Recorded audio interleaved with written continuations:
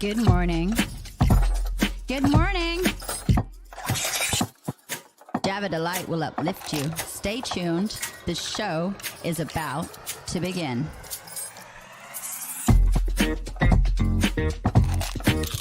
Grab your coffee. Stay tuned. This show is about to begin.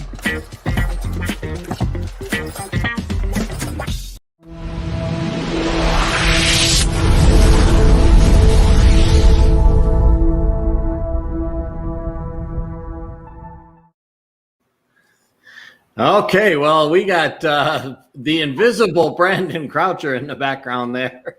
So we'll take him out while he's getting organized to be back on the show here. And it'll be Ilsa, the Queen of South Africa, here with us today as we launch Wellness Wednesday. Yeah? I am so into Wellness Wednesday. I've got my yoga clothes on, so get ready. Whoa, yoga clothes and ready to goes. Telling you, today we are exercising. I hope not, but I'm ready if we do. Either way, we're just going to have to face what's coming. Wow. How is the morning been? You just started now. Yeah, my morning actually started with a weird ass dream where I was in Hawaii in a Marriott hotel at a conference kind of, and my girlfriend was there with me, but not in the hotel. Okay. And then we had this massive earthquake where literally it was like I was with some guys who were like had lived there, and it was like this. They said the island started spinning, and they're like, if it spins more than once, it's like really bad. It spun 3 times, and for some reason, that part of the building we were in didn't fall down. But when we got outside, the rest of the building was gone. And I started to try to find my girlfriend. And I realized I left my cell phone somewhere, and I was going to go back in the building to get it. And then I woke up and I was like, holy shit, what kind of a dream is that? Did you try and search what it means? No, I did not. I just tried to wake up so I didn't have to think about it anymore. So I don't have to look for my cell phone. Yeah, I was like, okay, I found my cell phone. That's a good thing. Now I'm a little bit more grounded. It was weird. So, yeah, I don't like waking up to those kind of dreams. And I rarely remember my dreams to begin with. But that one was the one that woke me up. And it was about a half an hour before my alarm was going to go off. And I was like, oh, now I'm awake. Thank goodness I'm awake and off the island. Yeah, and off the island. Exactly. So how about your morning? How has it been? Well, your day is almost completely done. I signed some divorce papers today, so I'm very happy. Wow, congratulations. We've got one signature on this divorce papers, and it's mine. So it's like half a celebration. And the only one you can control. Exactly. So I've controlled myself and I've signed. Let's hope I can mind control him to just sign and not be difficult. It is everything that he wanted.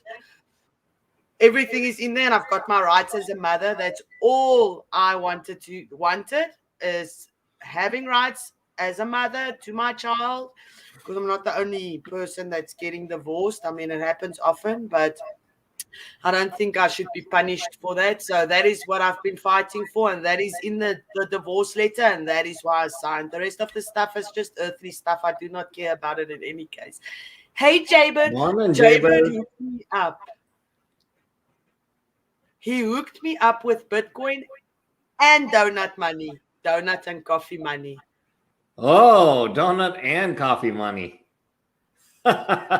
Thanks, Jaybird. Shout out to Jaybird. I was going to say, Brandon's donut money, that would be like a massive amount. Mm-hmm.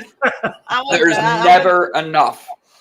I want his donut money as well. I shouldn't do that. My arms are jiggly. Well, now you know what to focus on today. Oh, that's funny. So, Brett Gordon's having dreams of islands spinning, and I was confused as hell. Like, Brett, are you safe? What does this mean? Your world is spinning upside down and shaking at the same time. Well, yeah, I guess that's kind of true, with everything that has kind of transpired over the past 2 weeks. It has gotten to be a point where, the world is definitely going to be changing, and heading up to South Dakota and things along those lines is something that logically, and normally in my life, I always think logically. I always move based on logic. And while I was up there this time, I was working with some spiritual people, and they were like, how do you feel about, or what is your feeling about where you should be? And I was like, I feel like I should be here.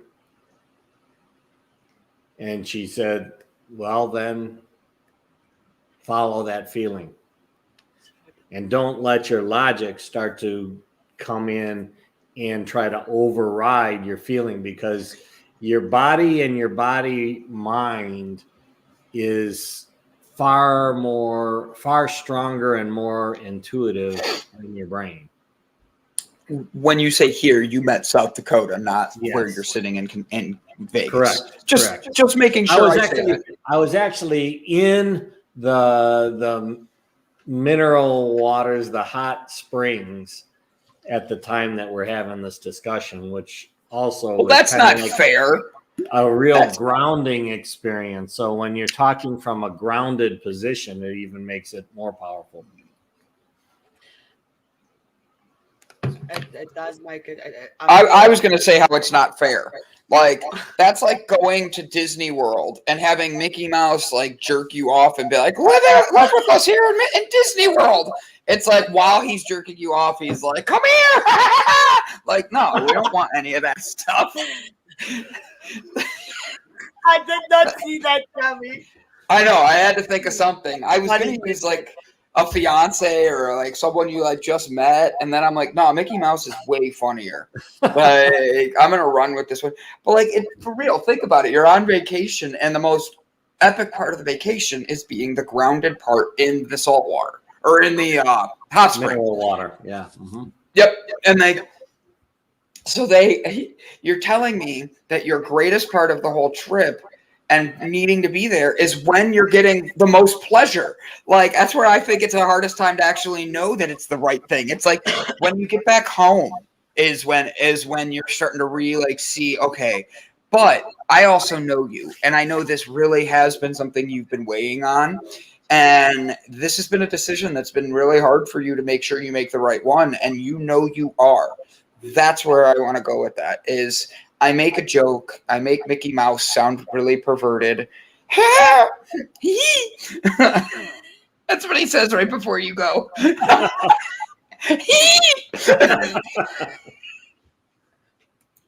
Sorry. Jaybird's right. These are all the things that the group that we're with is actually thinking of doing too. There's going to be sweat lodges. There's going to be leadership immersive academy. You can't tell us about child sweat lodges and how you're going to be the new Nike. Like, good Lord, don't do that, Brett. No, that's you, Mr. Brandon. I don't have sweat lodges. I teach kids at a young age that it's their choice to work. So you're going to want to do this, and you want to start early. Look, when are you going to use addition in life? You're not. You don't need multiplication. Come work for me and fill little packets of CBD. Good morning, guys. I see Kevin. I see Jaybird. I see Mandy. I see, CK. Good morning, all the Lights Cafe family. Happy Wednesday morning. You look good in yellow, B. Oh, thank you. Thank you, Britt. I am in a hotel right outside of Dallas. I'm not far from Waco, Texas right now. Don't worry, I'm not going to stop and join the cult. Why not? Do you know about the Branch Davidians? Tell me Good more. morning, my delightful friends. What, do you not know about Waco, Texas? I do not, so please enlighten me. Oh, God, how do I? Maybe that's on my bucket list. Just enlighten me, please. David Koresh and the Branch Davidians. I need to make sure I'm mean to you from now on because she was nice and gave me my first compliment. Okay, so Waco, Texas is a spot where there was a religious group that was there, and they were following their stuff, and the town deemed that they were not. They were a cult. That's the best way to describe it. And when they refused to come out and submit to what the police were saying, there was no evidence of them doing anything wrong, apparently. There were kids involved, and that's why the state felt they needed. Yes. Boom. And he was the cult leader. And the thing that was interesting about that cult is that it's not the cult that was the issue. It's not the thing that they were doing. It's not that they were even doing anything to kids. It's the fact that there were kids involved and the state said it wasn't appropriate. And then next thing you know on the news, the building's on fire and the police are like pushing parts of the building down. It was a very, very, very serious thing. And it was in the 90s, and it was when they started pushing that there's police brutality going on and people going against what are really being said and not putting human lives ahead of things, ahead of that. They had an entire stockpile of weapons and no contact with the outside world. And that's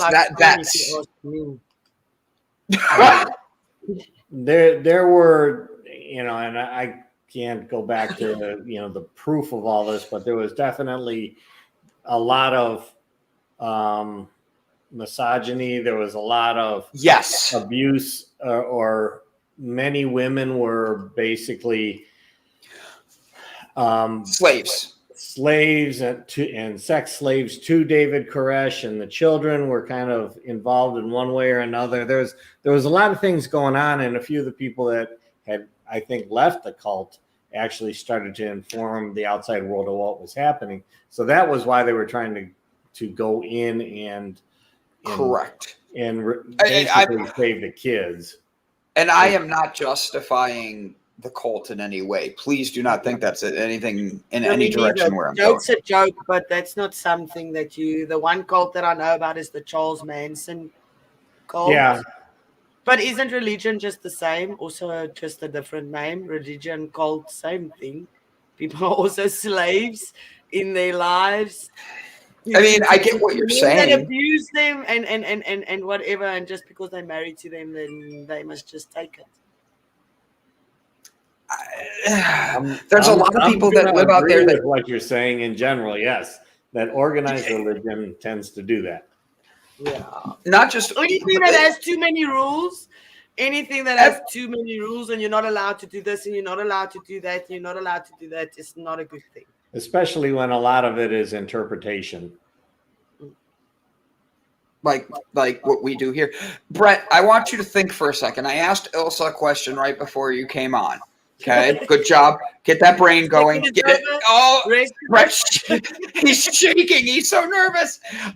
Brett, so what is something you can say through the drive-through that could be taken dirty? So like Ilsa and I were talking this morning, and she goes, "Ooh, can I get the big sausage?" And so what can you say going through the drive-through? I said a lot of other things as well, not just big sausage, but that's the one that you decide to go with. We were having so much fun. We're like reading the bio this morning. We're talking and catching up, and we're getting everything ready. And then I have my eggs and my sausage from the hotel in front of me, and I go, what sounds dirty that could go through a drive-through line?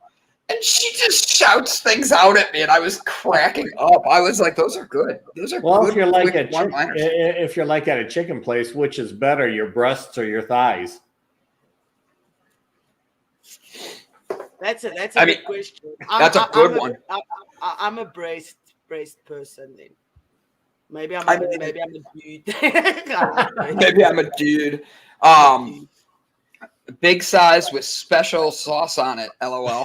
Like, yeah. Do you want the McDonald's special sauce? Like, oh my God. So I think that's a very good conversation piece, though, Brett. I really do. There's a lot of things that are going on with your move to just life in general and people being out there. Yay! Me and Sherry's in the same WhatsApp group. You know what? I'm going to have fun with this. Let's just turn this for a second to the other part of where we were going to go. Ilsa, you have gone your first entire week, and this is our first Wow Wednesday. Whip 'em out Wednesdays, but it is not a thing of like just being like, ah, or anything like that, okay? It is meant to be. Brett didn't even see it. You won't even see them in the camera. They're not that tight. Mine? They'll disappear. You won't see them in any case if I lift up my shirt. Let me gravy your biscuits. Oh my God. Yes. Yes, please. Yes. Throw the damn beads. Throw the beads. Damn phone is pissing me off. I don't get that one. What does damn phone pissing me off have to do with going through the drive-thru? Like, I want to know why you're. Hello, the beautiful Brit. I love that. I love it. So I ask you, Ilsa, it has been 1 week. You have been free as a bird. And yesterday you explained to us how it was a little intimidating going into public. It was, you felt the anxiety in your own head, but it's been a week now. Today is your first Wednesday of 7 days, no bra. How are you feeling? I am feeling unsupported. No, I'm just joking. Just not hardwired.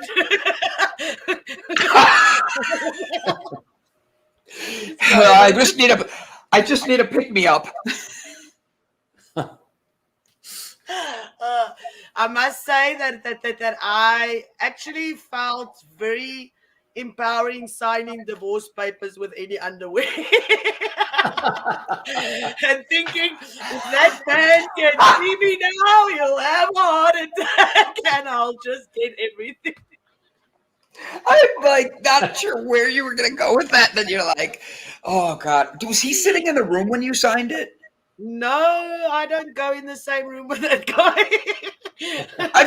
My divorce, we had to sign the papers separately and then be in the courtroom together with the judge. And then they turn around after that and had us go down into the basement of this courtroom and sit and wait for them to stamp it. And her and I had to sit there I'm all by myself during my divorce, all by myself. Okay. She has mom, sisters, friends, all these people, and they're all sitting there across the room. You want a piece of this? Were they wearing the same color dresses and everything? You want a piece?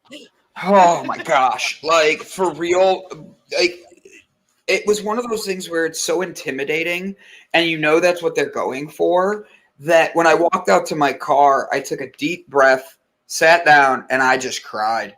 Because it was like, you were so adamant that I was wrong for you and that you wanted to run away, that you needed to have that many people as your backup, and I'm sitting here alone.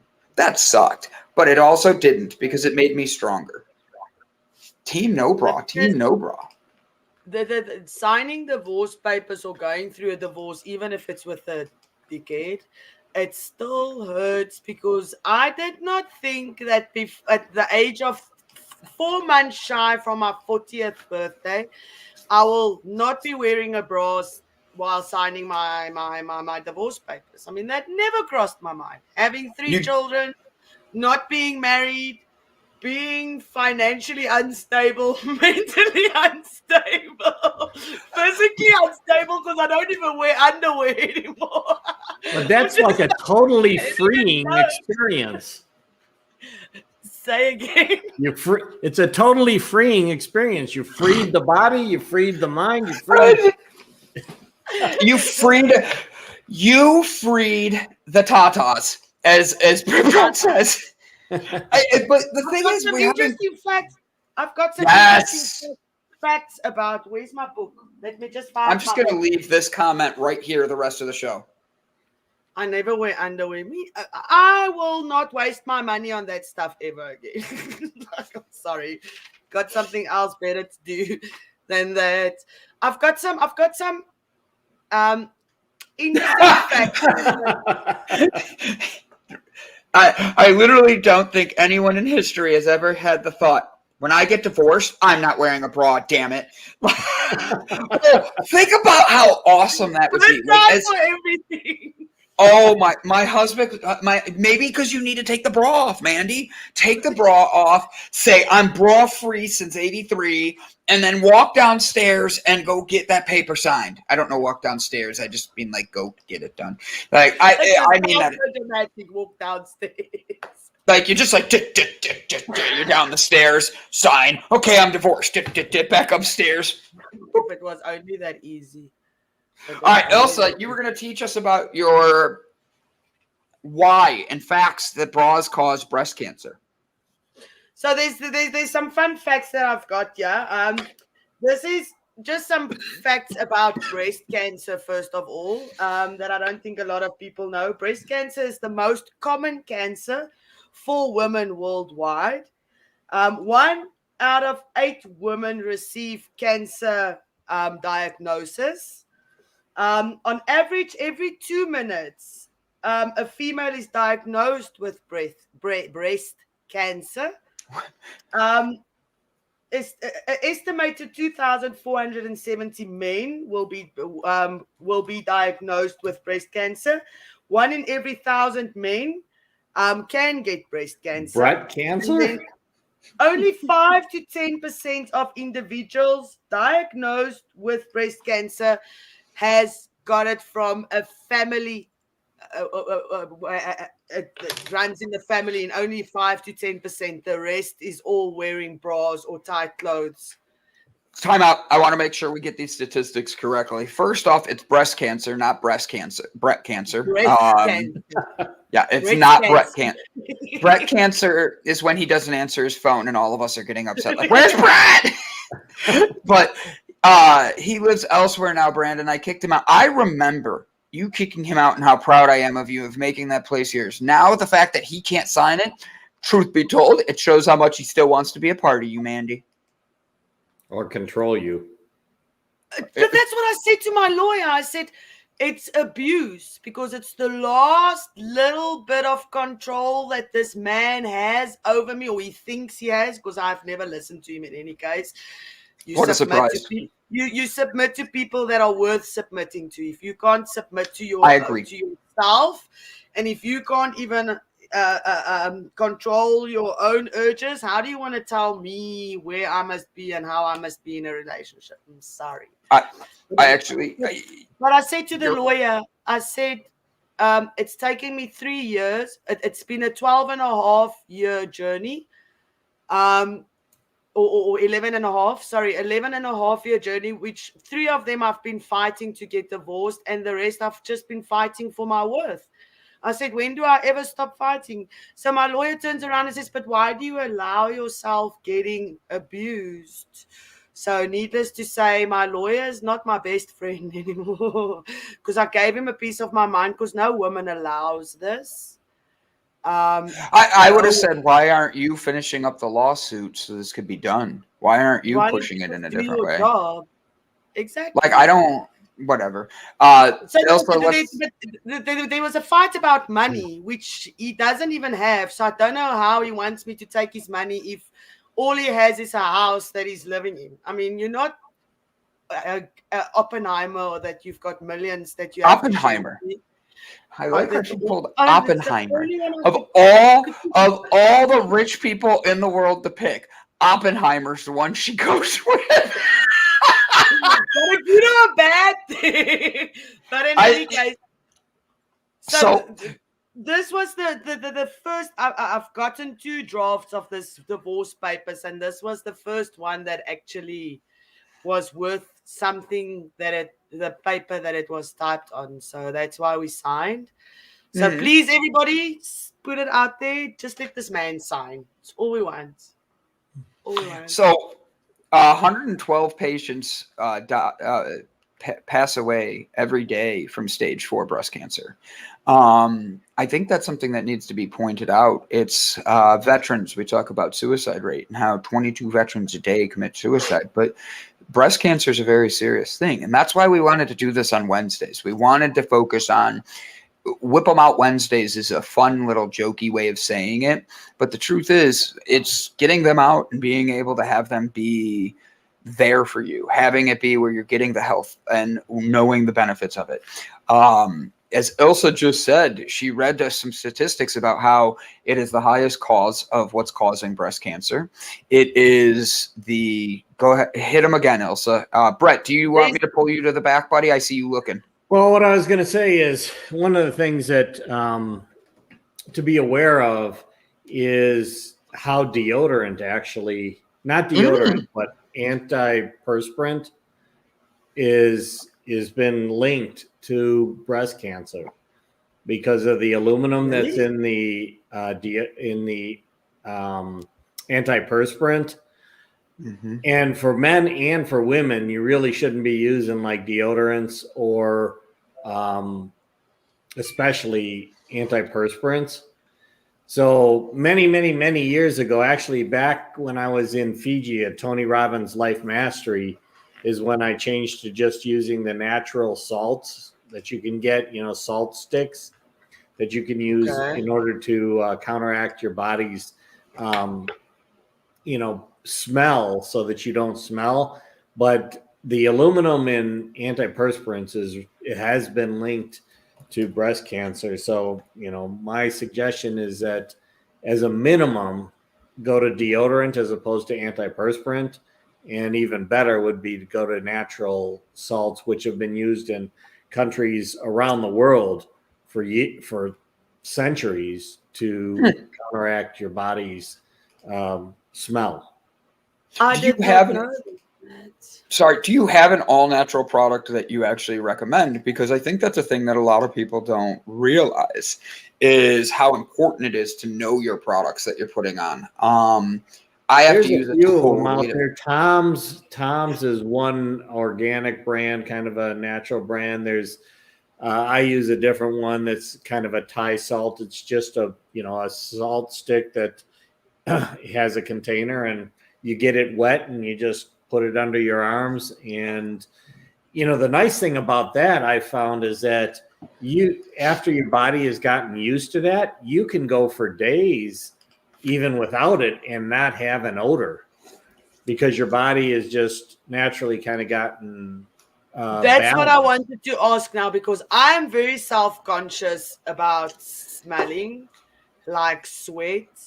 I on a regular basis have it's not me. So do you not smell that at all, or do you not smell at all like sweat or anything when you use the natural product? No, if you use it and you use it consistently, you really don't have a smell. Because your perspiration smells based on kind of your emotions as well. So when you're under high stress, your sweat smells more than if you're just exercising kind of sweat. So there's a big difference in the type of sweat. So if you're also more congruent and not as stressed out, you're not going to have that same odor that that ammonia odor that you tend to have, and that's offensive. But the salts really help to counteract that, and it's a much safer product to use than any of the antiperspirants out there for sure. Really, I have to be honest. I've heard.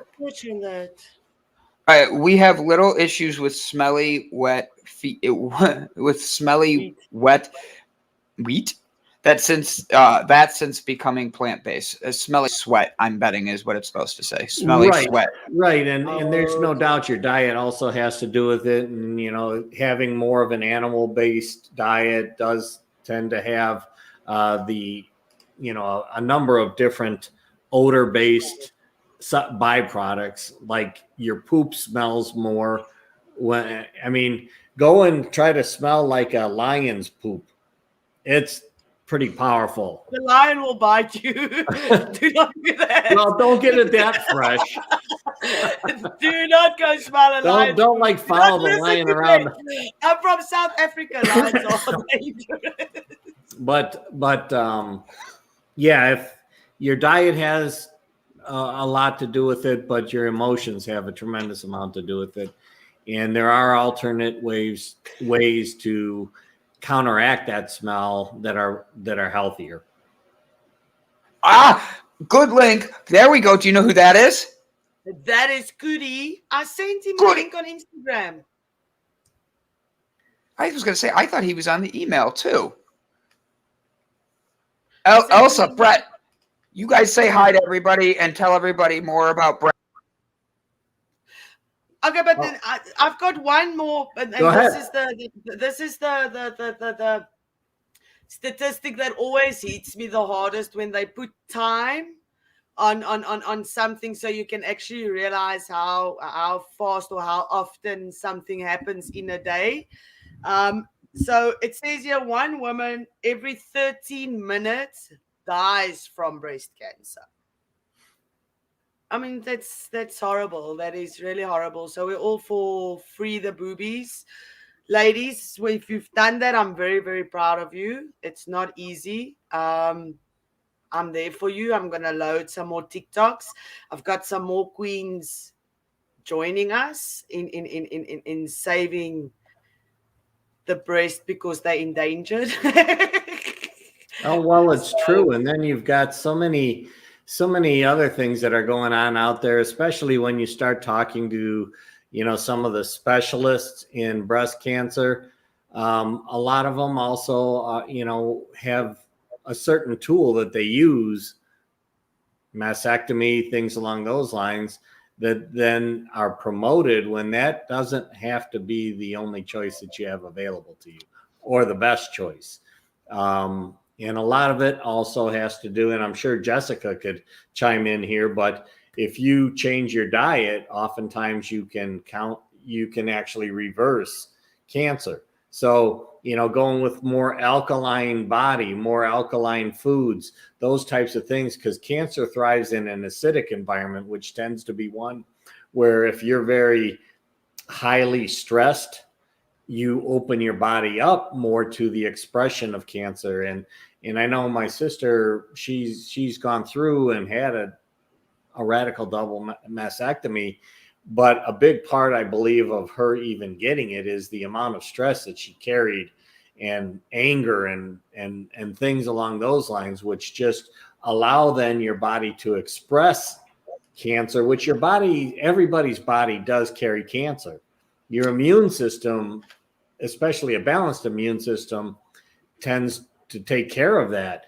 And if you can maintain a healthier mental state as well as healthier foods, you're going to help your body to overcome the cancer, and you won't express it.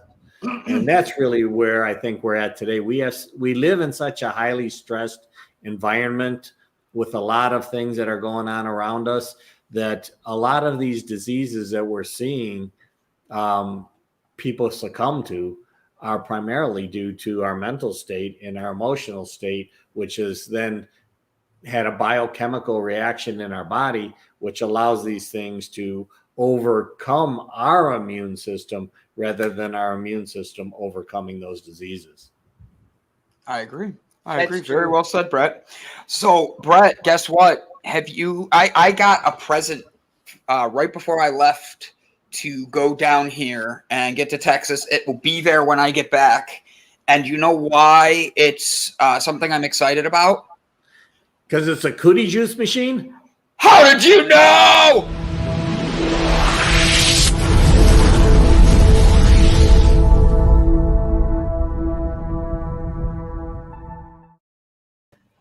Cootie! Man, that's a way to get introduced, man. Right? So, Brett, sorry, I thought I hit that already. I'm sorry, buddy, not being rude. Ilsa, why are you stealing Cootie's stage? Oh my gosh, just kidding.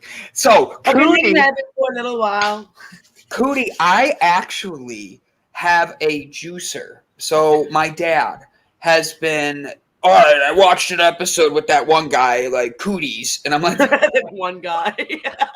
One guy, multiple cooties, right? One guy. right? And I'm like, okay, Dad. I'm like, all right. And he goes, well, what do you know about this juicing stuff? And we got into a really good, long conversation where I'm like Googling things and like, hey, this is what we talked about. This is what Cootie was teaching us.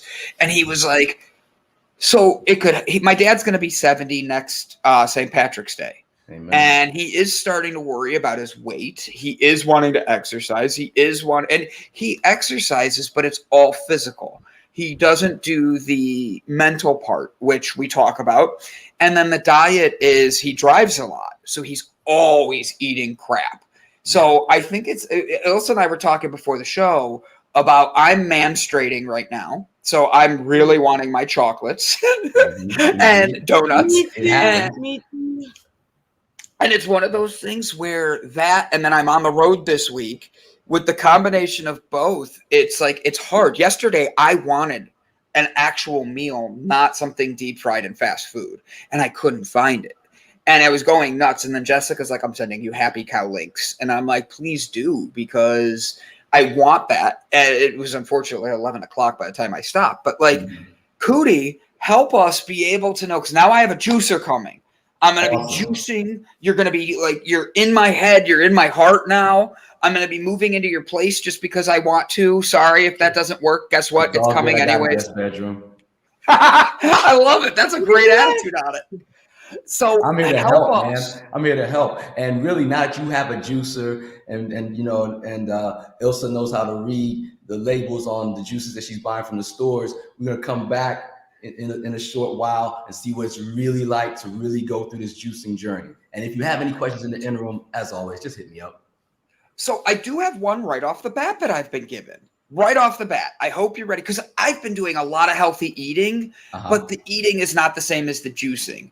And I was grinding it up and stuff like that, like we talked about last time you were here. And my dad goes, well, why don't you just go buy a juicer? And I'm like, honestly, I want to, but I have a company I'm running. I have people I'm paying. Sometimes the money's just not right there. He goes, oh.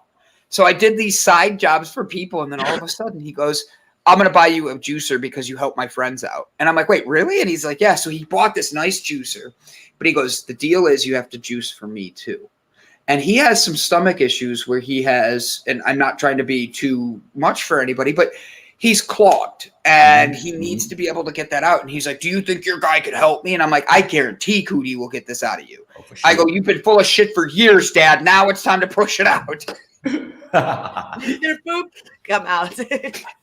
So talk to us, Cootie. Now that I'm juicing, I've got it going. My goal is to get the tan going, and I look like you in the next 2 weeks. All right.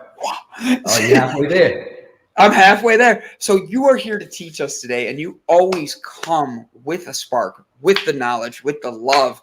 And Ilsa and I both put our workout clothes on. I got my fighter that wears my brand. I'm wearing his brand to work out in today. We're ready, buddy. Teach us and make us the best version of ourselves. All right. So first and foremost, I applaud you for getting your juicer. Ilsa, even when you got it not so right last time, the fact that you even took a step forward towards it by going to the store and buying something that was green in a bottle, is a step forward. And then you I've learn. not done that. The labels just put me off. I read it and I'm like, this is Okay. so bad for me. Let me just put it down. Okay, no problem. No problem. So we got to get you a juicer next. All right. Please. So here's the deal. Number one, when you're juicing, let's keep it simple to start. A lot of times when people want to juice, what they want to do is juice the whole garden, and that makes it a cumbersome process. It makes them think too hard when they're shopping. It makes them think too much about economics when they're shopping, and it also makes it arduous when you got to cut and clean and wash all these different things. So let's start simple. The simplest BYBD basic recipe that still gets the job done is spinach and cucumber.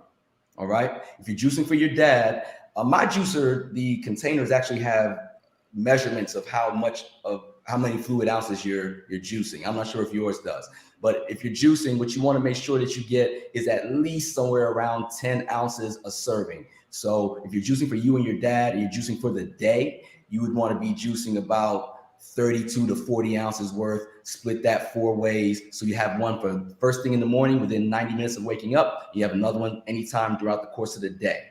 For me, juicing this gives me this energy kick. That's not really a crazy kick like caffeine, but it's one that I try to wind down before I go to sleep. So I don't really want my mind going a zillion different places, even if it's positive energy. So for me, I tend to try to have that second juice at least an hour before I start to turn down. It's not necessarily mandatory. I've had some clients where they juice right before they go to bed. They have zero problem with it because you will sleep better as well as have energy. So it's an odd thing, but you just have good energy, whether it's resting or active wise. So cucumber and spinach is the easy way. I typically do not recommend juicing fruit because eat your fruit. If you juice your fruit, you're going to get the sugar from the fruit straight to your bloodstream as quickly as the nutrition. And because we're sugar addicts, when you're addicted to something, the first thing your body's going to recognize is what you're addicted to, not the good stuff. You know what I mean? Right. Like if you're, I don't know, if you're I don't want to criminalize activities, but let's say if you're a porn addict and you have a bunch of porn stars in front of you and a preacher behind them,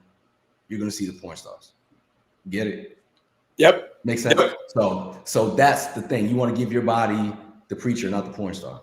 Okay. So no diss to porn stars. God bless you too. But you get my point. So what I'm saying is you want to give yourself that nutrition. But if indeed, and again, spinach and cucumber is a very mild taste. You'll know you're drinking something green, but it's not going to taste super veggie. But let's just say it doesn't work for you. I have a client right now that I'm trying to walk through the juicing process, and she's actually struggling with the basic taste of this basic composition I gave you. Get some fresh mint leaves if you like mint, and throw those in there too, because that'll kind of permeate the taste. Or this is the rare exception where I allow you to juice fruit. Get a lime. Peel the lime and throw the lime in there too. The lime won't have any adverse effect on your results. You'll still get vitamin C from it, and it doesn't have a bunch of sugar. That's why limes and lemons are bitter. So I'll look the other way if you juice a lime along with your cucumber and spinach. So that's your recipe. That's you and Dad's recipe. Ilsa, take notes as well so you can be ready to rock when it shows. I got that notes. I do have them. I took notes the first time. Didn't listen, but I took notes. Hey, it's okay. It's a start. It's a start. If I get one of you, then I got half of you. You got me. You got me. I got a juicer. Every Wednesday we're closer than we were 2 Wednesdays ago. And that's before you can run a marathon, you got to run 2 steps. Correct. So. And while I'm talking about quantities, before I forget too, Brett said some really amazingly great things. So I want to amen him. I was watching him from the green room. That dude said some amazing things. And what I want to give everybody while I'm thinking about it, if you are watching this show, freebie from me, all you got to do is go online, go to bybdfitness.com/destress, DESTRESS. I've got 6 of my favorite super moves that in 60 seconds or less, each of them are guaranteed in one way or another to make you stress less. So bybdfitness.com/destress, because he's talking the truth. And this is one of the easiest ways you can prevent yourself from getting sick. Whether it's a virus, a cold, or even cancer, like he talked about, he was right. These 6 methods will help you de-stress in 60 seconds or less. So I just want to get that because he said that. I was like, you know what? Let me just give that while he to just back up his point. So back to us, what you don't count, like my mom always tells me, you can't change what you can't count. So another tip when you're starting to juice is keep track of what you're doing. Keep track of when you do it. Keep track of how you're feeling. A lot of times people like to run away from stats. They like to run away from the scale. They like to run away. They don't want to see their weight. Understand the scale is not a machine that means you any harm. Understand this too. A scale is not the absolute truth. It's not your absolute truth. Understand that even if me, Mr. BYBD himself, laid 10 scales side by side, and I've done this before at a department store just to test this theory out. I got 4 or 5 different scales, put them on the floor and stood on them. And all 4 of them told me 4 different things.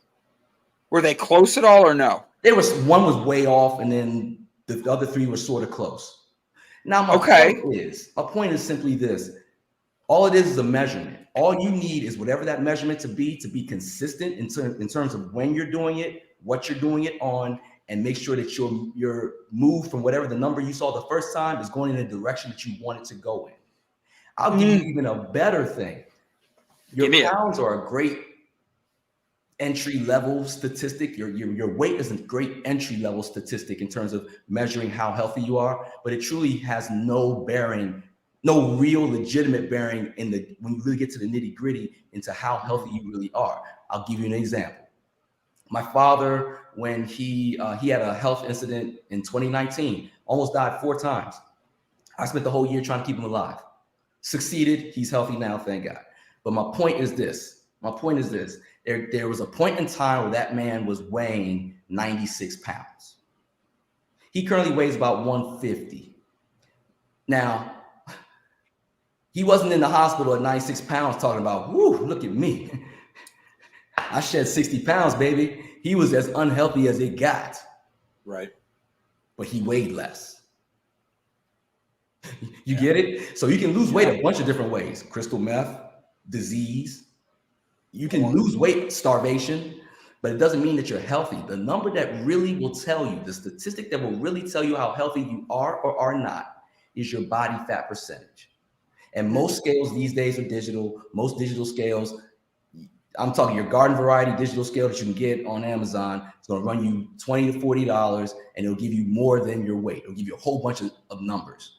The 2 numbers that mean the most, your weight initially, your body fat percentage more specifically. If your body fat percentage is going down 0.5% on average a week, you're going in the right direction. If your weight is going down, if weight loss is your goal and your weight is going down 2 pounds a week on average, you're going in the right direction.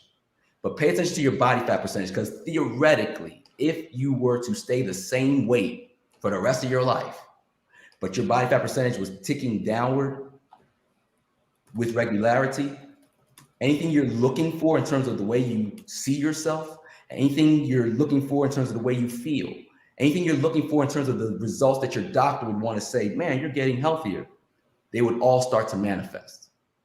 So again, track your body fat percentage. Your weight is cool too, don't get me wrong, but your body fat percentage is really the number you want to pay attention to. Most of these scales will give you that number. And on top of that, they give you an app so you can actually just pull it up, and it'll be nice, bright colors with graphs and everything. So you can see how your weight is actually trending, how your body fat's actually trending. So use these things to your advantage. Is there a specific app that you use that the guys can use? And then I've got 2 other questions as well.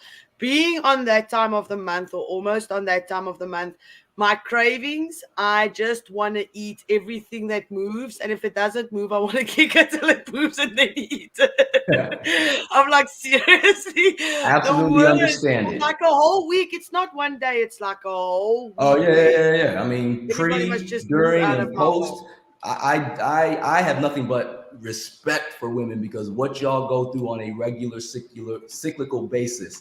I mean, I got a daughter. I'm just watching her grow. And how her body's changing, and how it's on Front Street for everybody, whether it's, how you're feeling, how you look, man, props to women. My point, I would say this to answer both questions. I right now, I don't have a specific app that I would push to anybody. As long as that app, again, just like I don't have a scale to push to anybody, as long as that app or that scale is the app or scale that you're using, use it and make sure that you're tracking your numbers and make sure your numbers are moving in the right direction. All right. Now, as far as cycles is another reason why I admire women. Y'all have to be aware of your hormones way more than we do. B just said earlier how he was talking about how he was menstruating, and we kind of kiki about that. But it's like men get affected by hormones too. It's just not on Front Street. We're just not as aware of it, and we don't always acknowledge it. But women, we have to acknowledge it. There's no way around it, right? So my point is this: the way you eat can help govern your hormones to the extent that they do what they're supposed to do. The way most of us eat misinforms our hormones. So our hormones are going in these random directions, and you already have these cyclical changes that you're going through. But then to throw vertical, the horizontal chaos in it, now it's all just, I just want to eat anything. But when you do have everything in check from a nutritional standpoint, here's what happens. It minimizes those fluctuations. It reduces the erratic impact of the hormonal changes. Not to say that you won't have those changes. For instance, when my clients are really on their A game, my female clients that is, and they're on their A game, when their cycle comes, I can see it in their stats because their stats will kind of lock for a second. So they won't lose weight, they won't gain weight, they won't lose body fat. They might gain a little bit of body fat because they're carrying more water, but the cycle will just kind of had them at a standstill. And then as soon as the cycle starts to clear out, they go right back to hitting their numbers again. Now, when the numbers are super erratic, it's usually a tell to me that they're not doing what they're supposed to do nutritionally, which is why it always comes back to juicing. If you juice first thing in the morning, juice in the evening, what you'll find is those hormones are a little bit more controlled. If you're having a craving, you'll have a specific craving. Like, you know what? I want peanut butter, which means that you actually need more protein. That's all.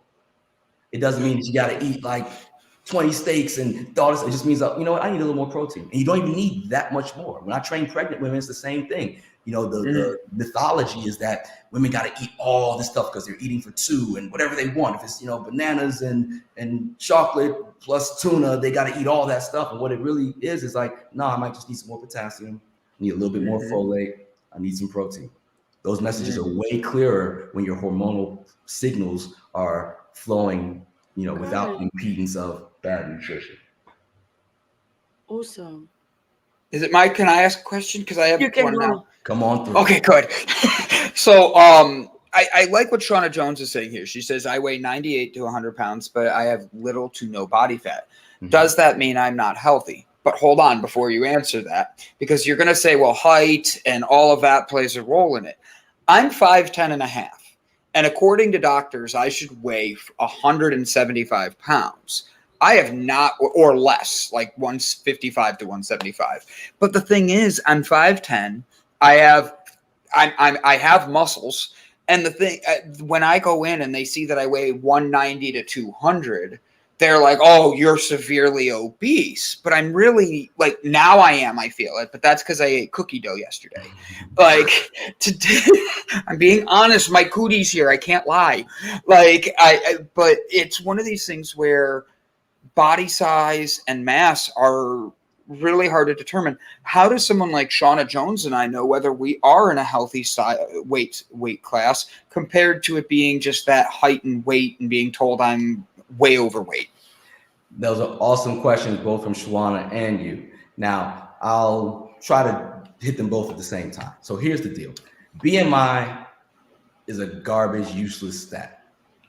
I said it. It's a garbage, useless stat. Now, in the grand scheme of things, on the far extremes in terms of being too thin or being too heavy, sure. Take a coarse swipe at it, BMI does matter. You don't want to be morbidly obese per BMI standards. That said, all kinds of body types. My body type, I'm not saying I'm the poster child, Statue of David, although my first name is David. I'm not the Statue of David, Adonis prototype, just lucky name, cool statue associated with it, cool underdog in the Bible, how it goes. But that said, I'm overweight by BMI standards. And I tried my hardest just to see what would happen if I got myself to the BMI number that's proper for my height. And what it took for me to get there was me eating on program, me juicing, me doing zero animal products whatsoever, and me actually not even eating and doing nothing but drinking water for 2 days every week. That's not sustainable. Now, what I'll tell you is sustainable is going to your doctor, getting your numbers checked, seeing what numbers are out of whack, and seeing what numbers are in terms of your blood work. Look at your blood work and see what's going on, Shawana. See that, make sure that everything's in order. If everything's in order, your doctor's telling you that you're healthy, then you're good. Some people are just predisposed to not have a bunch of body fat. Some people carry a little bit extra. All right. So BMI is not the number. Now, for you, once you get a baseline that says you're healthy, it's your blood work that's going to determine, Shawana, it's your blood work that's going to determine how healthy you truly are. Even me, when I'm training clients, without getting, I'll get as personal with the client as they allow me to be. And what I tell them, the scale tells us one thing, the body fat monitor tells us another. My true report card annually with my clients is their doctor visit. If their doctor tells them they're healthy, then we're good. If they don't tell them we're healthy, then we adjust. So start with the doctor first, see your doctor with regularity, and then go from there. Because I've had clients who indeed their whole concern was not even trying to lose weight, but trying to gain weight in a healthy way. So if you don't have a bunch of body fat, that's not a big deal. Count it as a blessing, because I make a whole bunch of money trying to get people to be in the position that you're in, Shawana.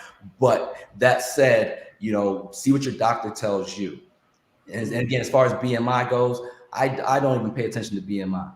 But what I do pay attention to, if indeed I need to lose weight, is my body fat percentage. So if indeed my body fat percentage is, as a man, if my body fat percentage is above 10, I'm always trying to work it close to 10.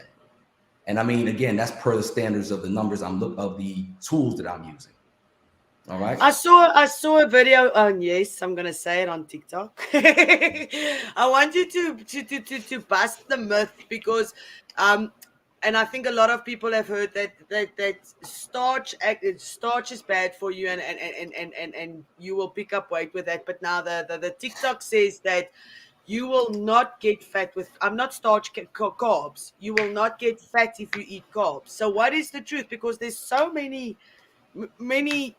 things out there that you do not know. Am I allowed to have baked potatoes? Am I not allowed to have baked potatoes? Right. So it all depends on where you're starting from, A, and what your objectives are, B. Generally speaking, what gets confused is people just say carbs as if it's, and when you say the word carbs, a lot of us, the first thing we think about are starchy carbs. So we can scientifically deduce legitimately that carbs are good for you, because they are. Matter of fact, you know what has carbs running all through it? Vegetables. Vegetables have carbs in them. But when you think carbs, you're thinking bread, pasta, rice, right? So vegetables have carbs in them. So, and that's why I always advocate eating a plant-based diet, not even because I'm a vegan, but because vegetables typically have pretty much everything that a human being needs to eat. I was having this conversation this weekend about how someone hit me to this, and I never thought about it till they said it. Brett was talking about lions, right? And the reason lion poop stinks so much is because they eat a lot of meat. If you look at a lion's teeth, most of them are very sharp.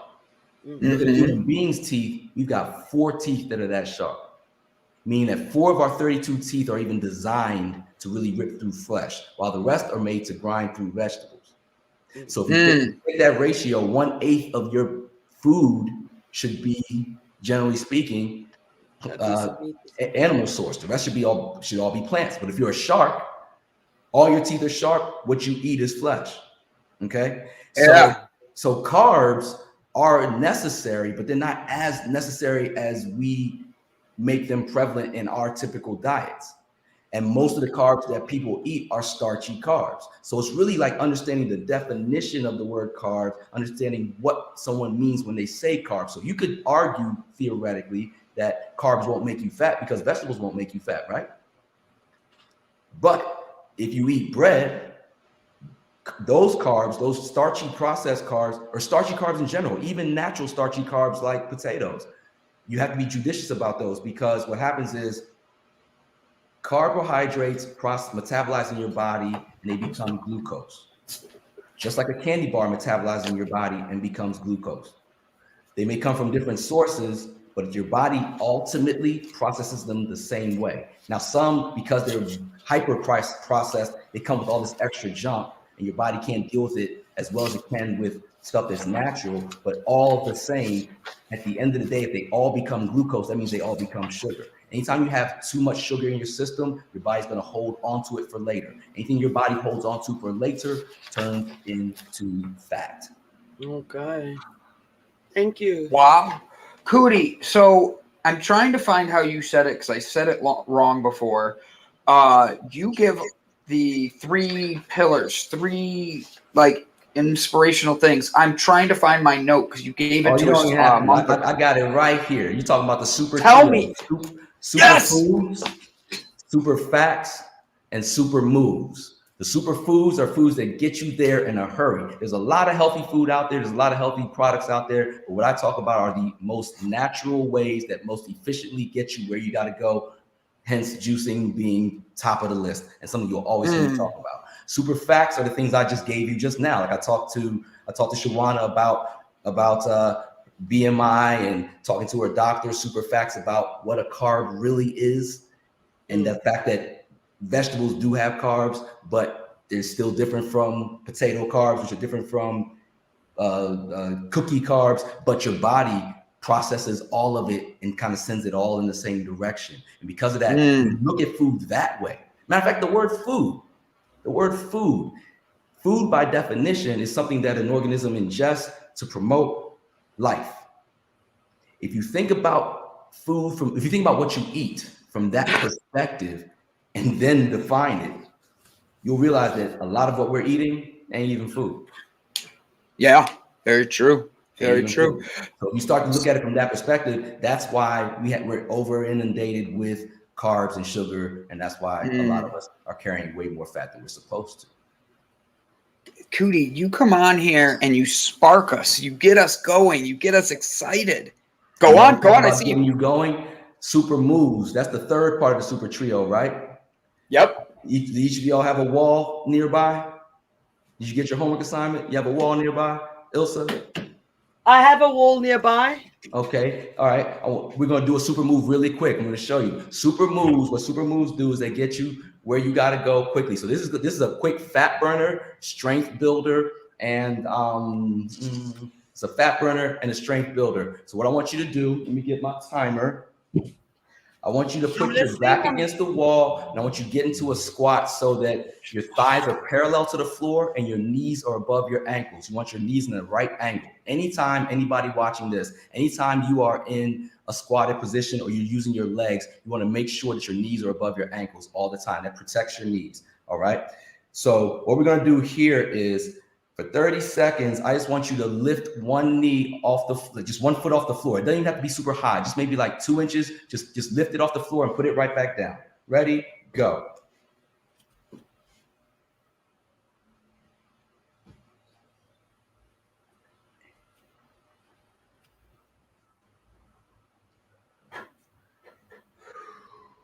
Just keep lifting.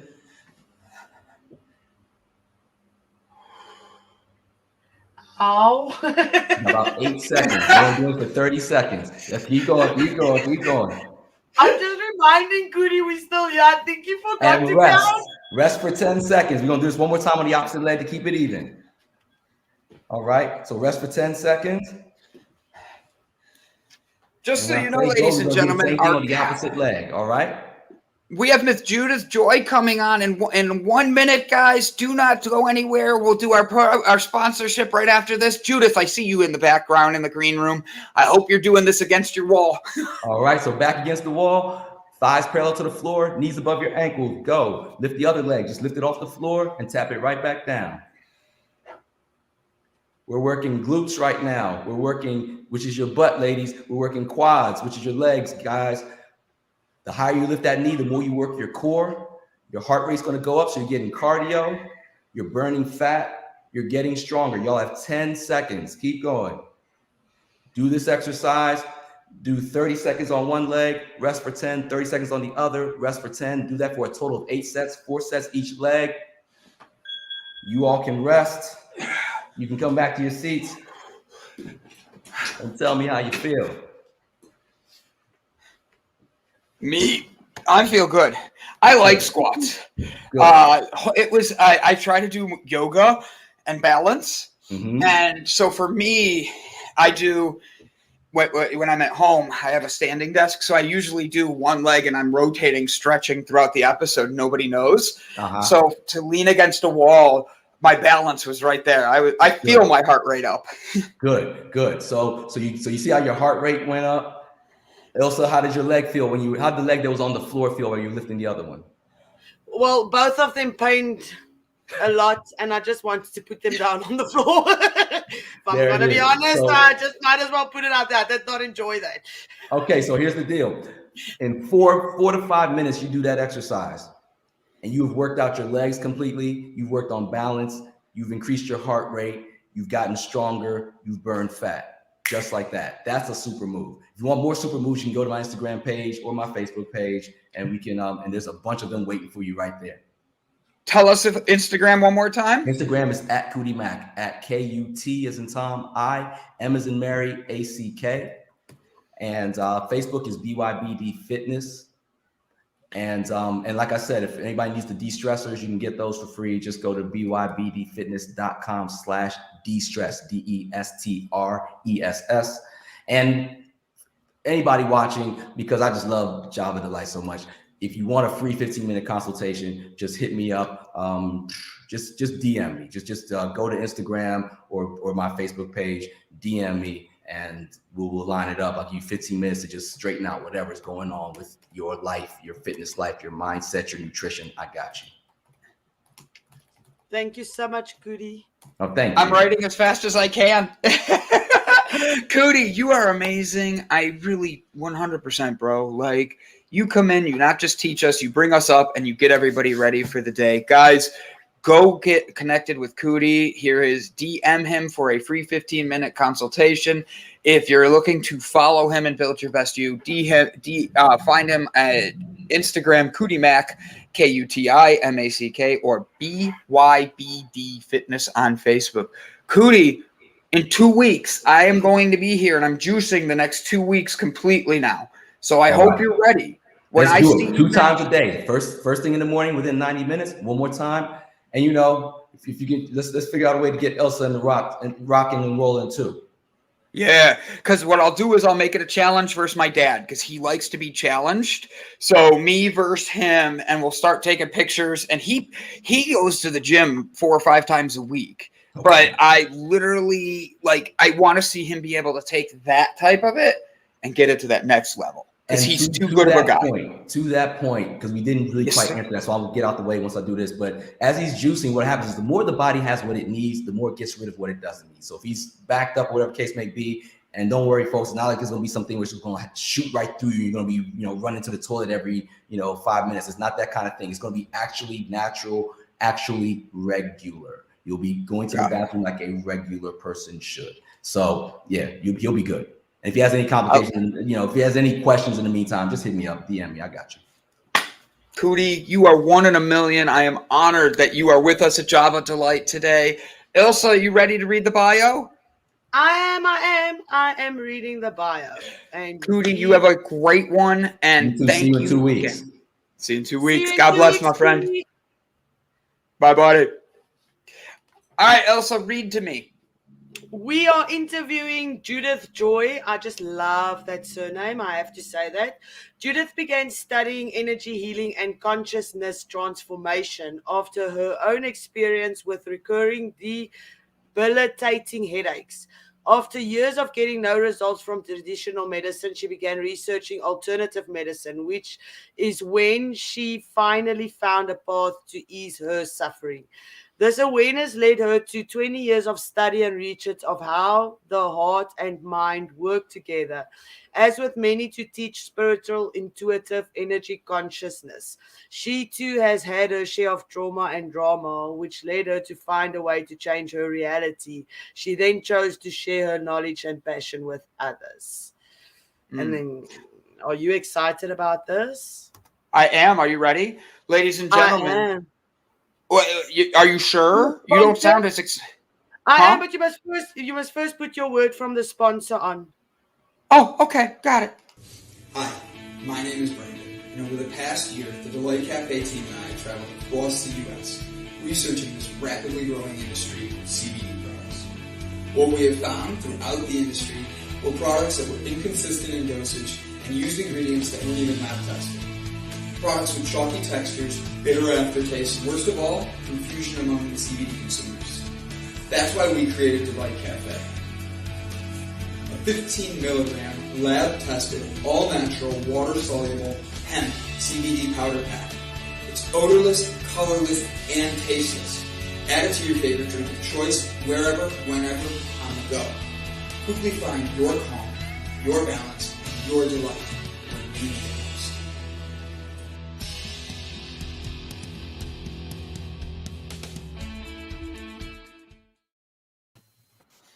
And hello, Miss Judith. We are honored to have you with us today.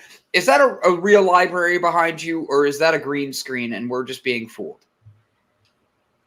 It's a real one. I love it. I love how she did that. She's like, oh yeah, watch this. No movement. Well done. I've got one of my books here and one here. I love it. We were looking into your books before the show and really getting into like who you are. And Ilsa and I were blown away by you. We love where you're going. We love what you're doing. Her and I have already started talking about, like, she goes, Brandon, let's, like, we were going through questions we want to ask. And usually we throw a few at each other. But today, Ilsa and I were like, oh, I want to ask this and I want to ask that. So I want to start by saying, Judith, thank you for taking the time to be here with us. And thank you for being willing to be a transformation coach to get the best out of people, because that's a tough job. What got you into being a transformation coach? Headaches. Oh, look. So you've met some of my family. Yeah. So headaches is easy, but were they your headaches, or were they the kids and the family and like significant others that were the headaches, and you needed to figure out how to balance yourself? Well, that's the part that's interesting. To begin with, I went and they said, you have headaches, take Excedrin. And then I went to the Diamond Headache Clinic and they said, here, have some drugs. And that didn't quite work for me. So I went to a Catholic hospital in Indiana and they said, put your husband before yourself. And I went, all right. Did it work? I'm out. I don't want to go there. Even I'm sitting here going, well, that sounds wonderful as what would be a husband. That doesn't sound equal in any way. Go ahead, Judith. I'm sorry. No. No. No. So I've since gotten rid of him. And then your headaches. Being put first. The question is the husband worth being put first? Usually it's no. The problem is that I had 20 years. I had 20 years of habit. Yes. And so I had to break some of these habits. And what I did was I worked with, I went to a chiropractor because I was a dancer. And all the other ladies in the class said, hey, this guy's a great chiropractor. So I'd go to him. And then I noticed he was sharing an office with somebody else. And I kept looking over going, well, what are they doing over there? What are they doing over there? And I finally made an appointment with that chiropractor who had a totally different practice. And she said, there's this guy in the back room and I don't know what he's doing, but he's tapping on heads and people are getting better. So that was Dr. Janer. And I still work with him 22 years later, except now that I'm a colleague. And I would ask him questions and then he'd say, oh, this is the answer because of whatever, because he's really into all the science. Or he'd say, go read this book, talk to this person, read this article, take this class, whatever. And that's how I've done my whole journey.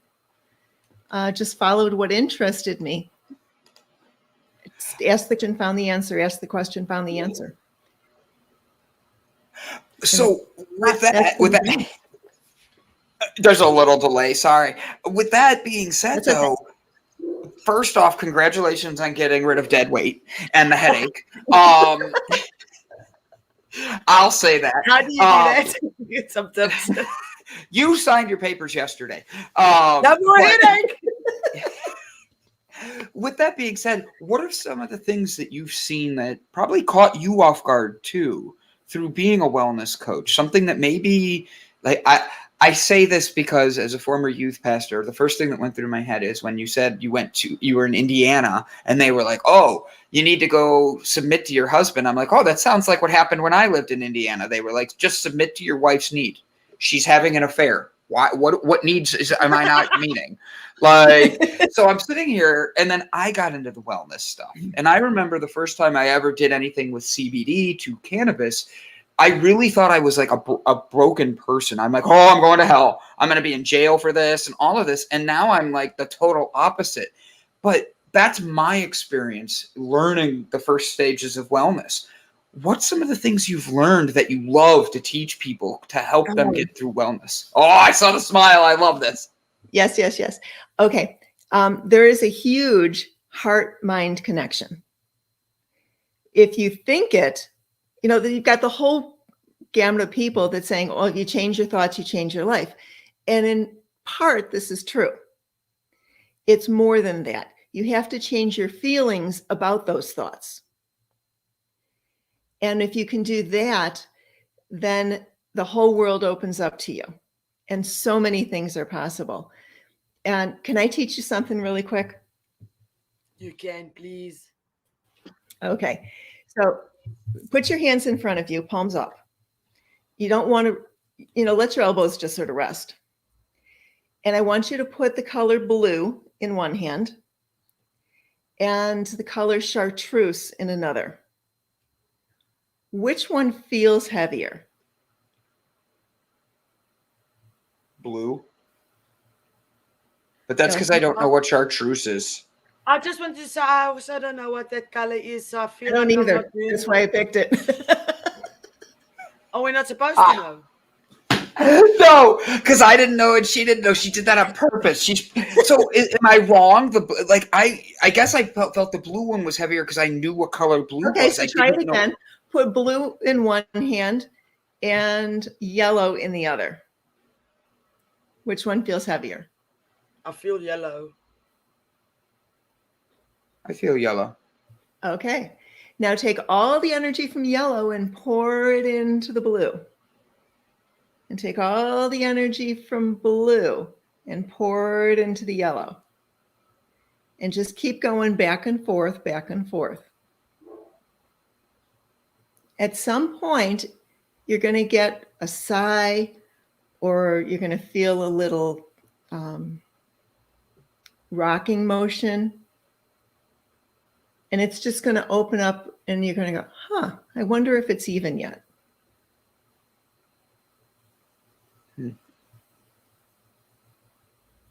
Okay. Now weigh them again.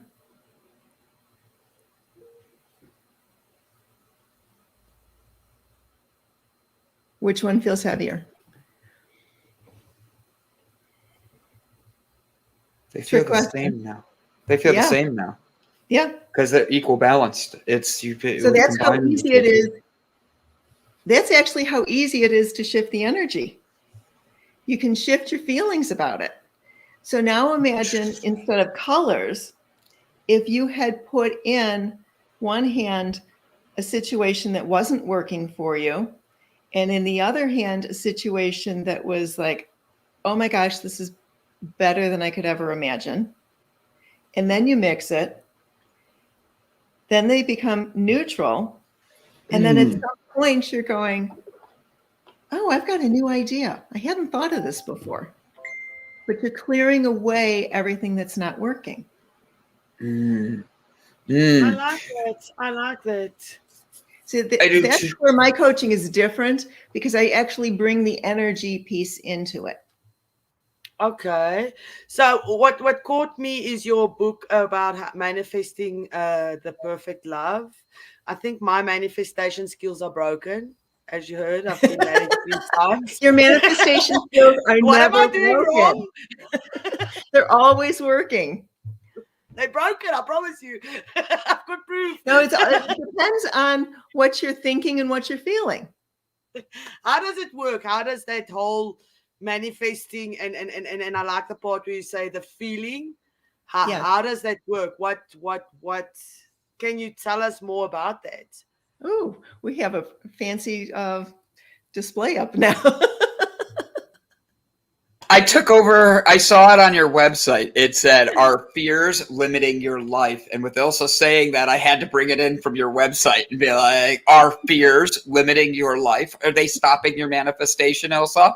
And Judith is here to tell us why the mind and the soul are connected, the heart are connected for manifesting. And I'm here to learn because I want to know about how I can get mine, because I swear my manifestation things are broken too. No, your manifestation is never broken. Okay. What happens is that you have a thought, and you've got this thought, and you think that this is where you're going, and this thought is working and it's working and it's working. However, if your heart says, "Oh, no, no, no, no, no, no, no, no, I don't like that thought." If you've got a conflict and they're not moving in the same direction, the heart wins. But most people are not used to feeling, and they're not used to looking at what it is they're actually feeling in their body. So if you're going, "Yeah, this is a great guy for me," and on the inside you're going, "Oh, it's a conflict." So you can talk yourself into it, and you can create motion with your actions because of your thoughts. However, listen to your gut, listen to your heart, listen to your body. Your body will lead you in the right direction. And you don't have to know 12 steps down the road what it's going to be. You can, but you don't have to.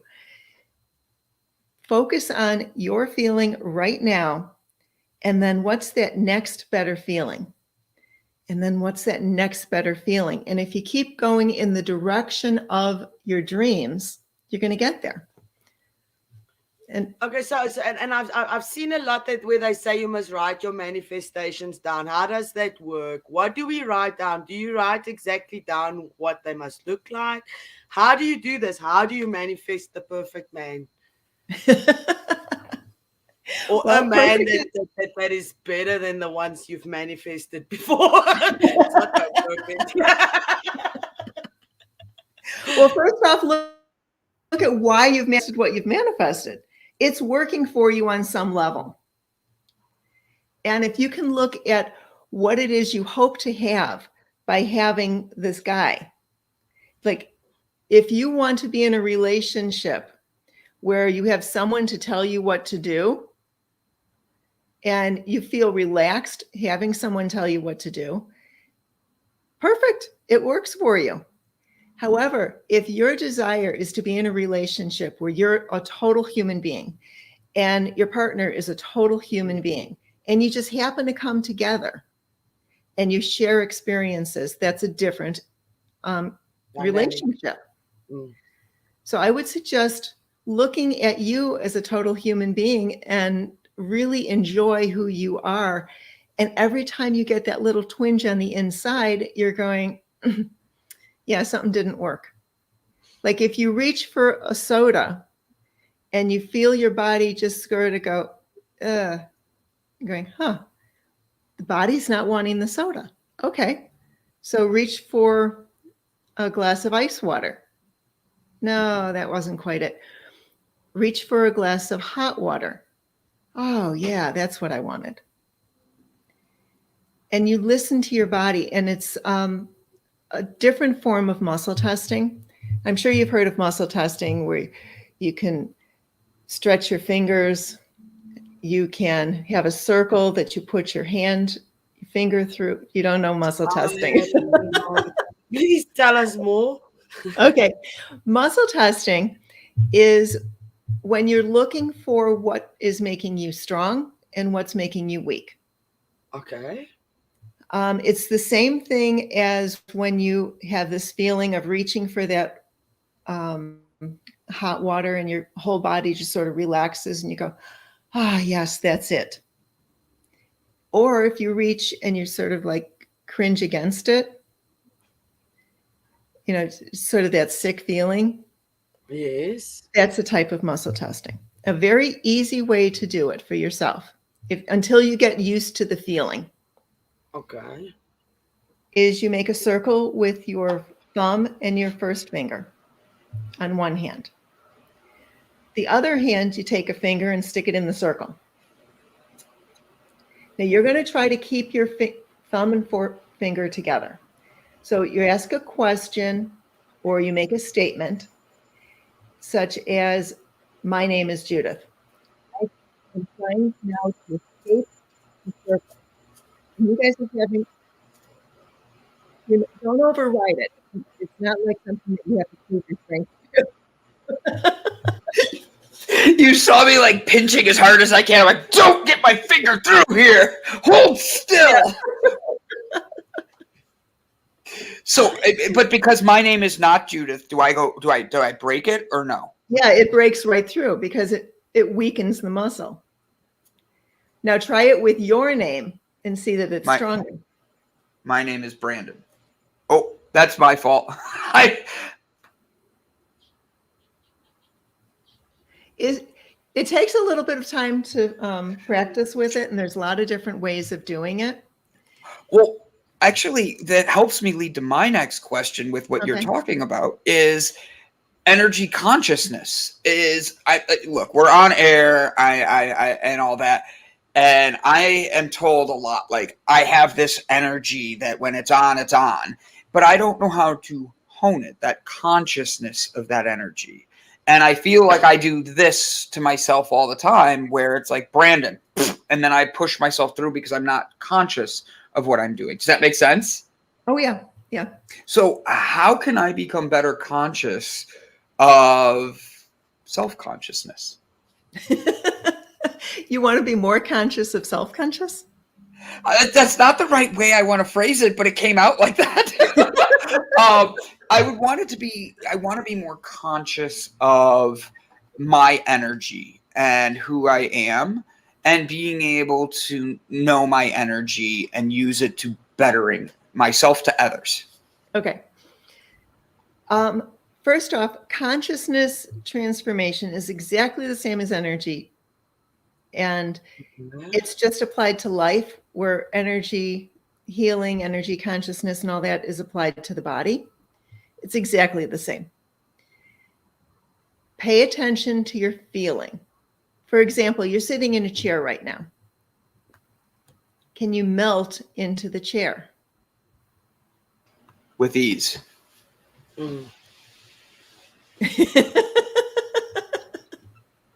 Okay, so you're sliding. I know what you meant. I'm on pillows. I'm on my pillows, so I can't sink into my pillows. All right. So if you're on your pillows, take your butt and actually sink.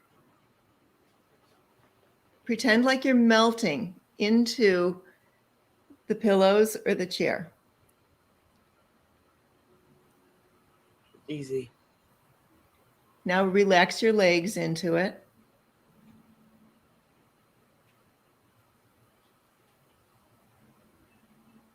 Relax your spine.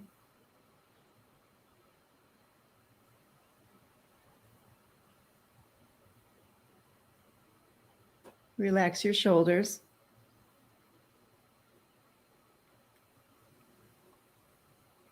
Relax your jaw.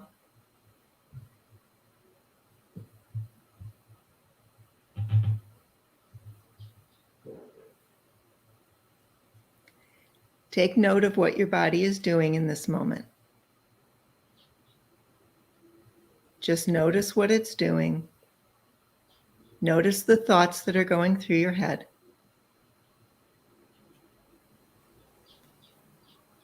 Take a deep breath and come back into your body.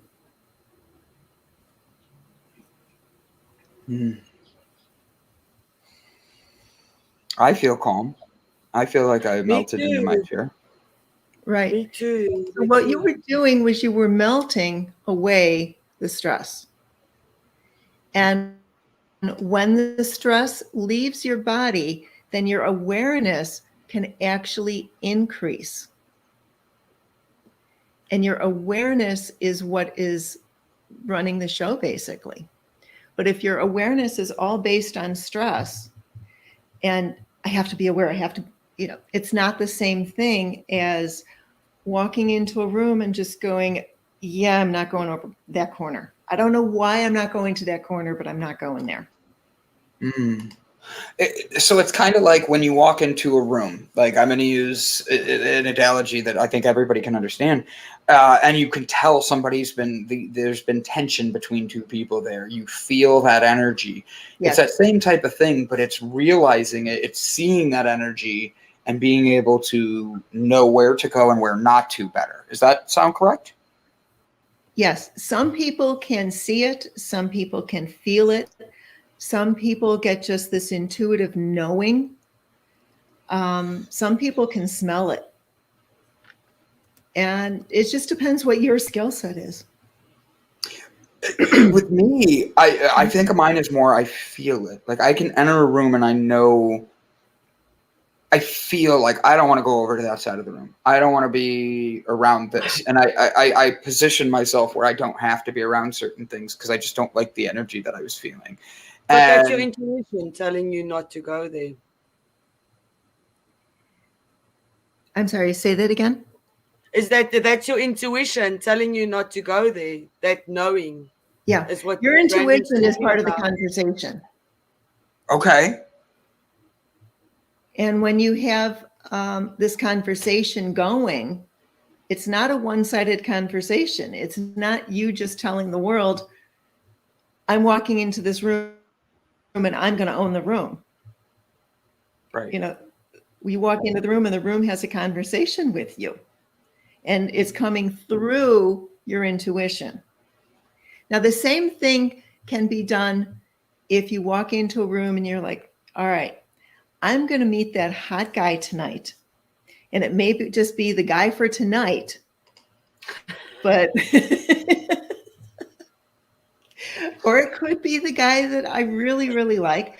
But if you've been working along the way and you're just like, I know that this person is loving and kind and we're like great human beings together. Yeah. And we really support each other. You walk into that room and you're like, all right, your eyes go there. Mm. And then that's it. You go that direction. You follow that direction. You follow the inspiration. And it may be that it leads you to a woman. And you're like, huh, what's this about? Don't make a conclusion that you want to be with this person. Don't make the conclusion that this is the wrong one. Because you can walk over and talk to this woman and, oh, by the way, her best friend just walked in the door behind you and is coming to her. Mm. Mm. And then you meet him that way. Go ahead. Is every day, this is going to sound weird, but can you make every day joyful? And is that just a choice, or is that something that it takes a lot of work, and how do you build up to make yourself be joyful daily? It is a choice, and do not think that you are wrong if you're not joyful every day. It's Really? just not part of the human experience. The clue is to know that when you have a feeling, no matter what that feeling is, that you don't have to stay there. You can move from it. You can feel better. Mm. So a lot of people right now are way down in the doldrums and they're like depressed and anxious and shame and blame and it's everybody else's fault. And, you know, let me deflect from you. From me. Well, if you want to stay there, go ahead. It's not going to be your best life, but you know, it's your choice. Stay there. However, if you want to move up the scale and feel better, then all you have to do is change your focus. Because chances are what you're focusing on is not anything that's high vibe. It's not anything that's making you feel good.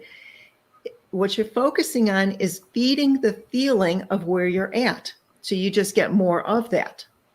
If you change your focus, then you're able to expand into a different space.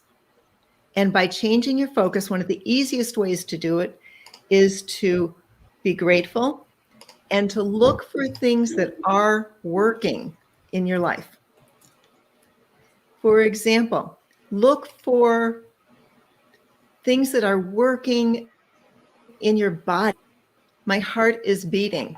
Woohoo! It's working. My eyes opened. They're working.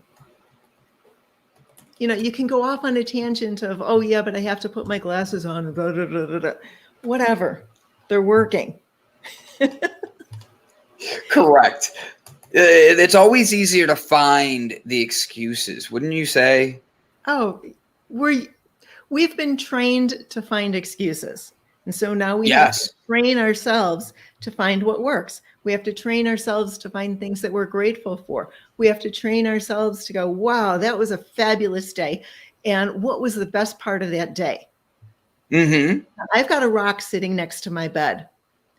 And I look at that rock before I go to sleep. It's just a rock I picked up at the beach. I look at the rock and go, what was the best part of the day? Okay. And then I'm like, oh, okay. Then I go through the day in my head and it's like, oh, that was good. And that was good. Yeah. And I had a really good time there. And that, but what was the best? Mm. Oh, yeah. So already I've reviewed things that worked for me and then reviewed it again, looking for the best. Mm. Mm. You can write it down if you want. It can be like a 10-second hold your rock and think about it. When my youngest son was really young, we went to the beach and he handed me a rock and it was so sweet. It was a flat rock that you could just rub. You know, some people would call them a worry rock. But he said, this is a love rock because I love you. And I'm like, oh, I still got it. It is 25 now. Is he the reason? Yep, go with it. Same question. Is it him that you wrote the book for surviving teenagers? Actually, no. I have 4 kids. So it was one of them or all of them? It was one in particular. She likes to say she's the star of the book. But I gave them equal credit, you know. My first one was so easy and so quiet that I thought, wow, I can do this again and again and again. And what I didn't realize until she was grown up was that she was getting into trouble that I just didn't know about because she was so quiet. The second one, ADHD to the max, he was climbing a ladder at I think he was climbing a ladder at 11 months. He was running at 9 months. Jeez. It's like, so he was all like active, but not a malicious kid. You know? Oh my God. Trouble. The third one came along. And I really think there's a connection between what a pregnant woman thinks and how the kid turns out. Because when I was holding my son and my daughter's hand, and I'm like, oh my gosh, I'm pregnant. I don't have any more hands. I can't hold any more kids. What am I going to do? I'm going to forget her. You know? Well, she comes out and she's the Velcro child. She is not going to be abandoned. She's like right up next to me. She's 32 now and she still loves to hug me and like, oh, I miss you. I miss you. I miss you. But what happened was she was super, super sensitive. You know, you hear about these highly sensitive people and she's that, but we didn't know it.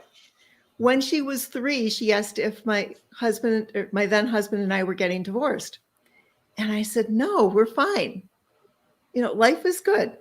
I'm just trying to work it out with 3 kids.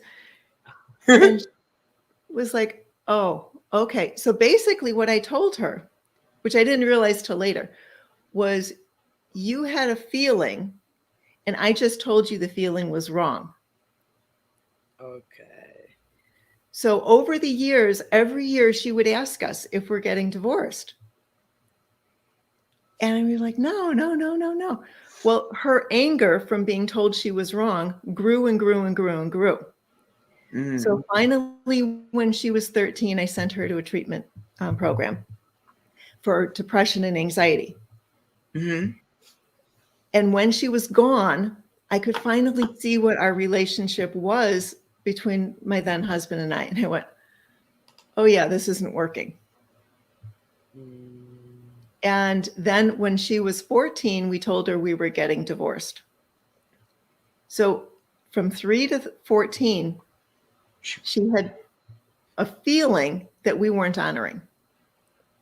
But she had the habit of thinking that she was wrong, but knowing she was right. But the world is telling her she's wrong, and the anger is building, and she's depressed because what's being said and what she's feeling isn't matching up, and all this other stuff.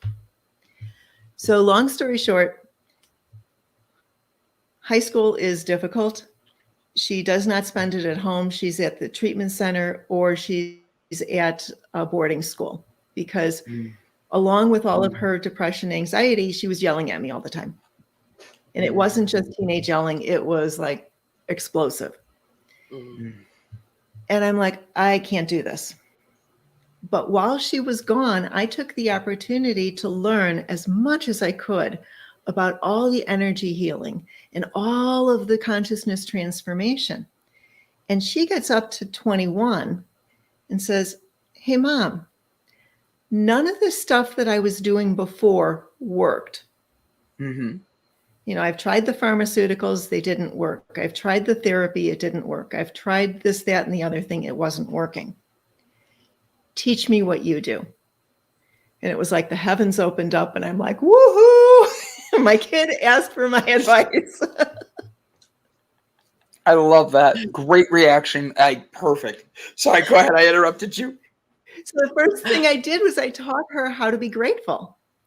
So she would practice gratitude for a half hour a night. And if it was a bad night, an hour a night. And now she does it all day long. And she took herself from depression and anxiety to one of the happiest people I know. Really? Can I ask, how do you teach your children to be great, to show gratitude? Like you said, for an hour, what did she do? What did she do to do that?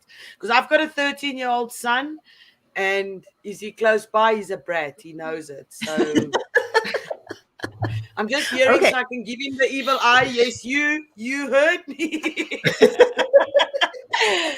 and I there's so many times where I feel that he's not ungrateful, because he's used to not having a lot. He's used to being brought up with a little, but still show gratitude and everything. But for anybody out there, how can we teach our kids? How can we let them show gratitude? Well, how did you start teaching your daughter? Yes, I want to. Well, I started teaching my daughter way too late. But in the process, I've taught my granddaughter starting when she was 2.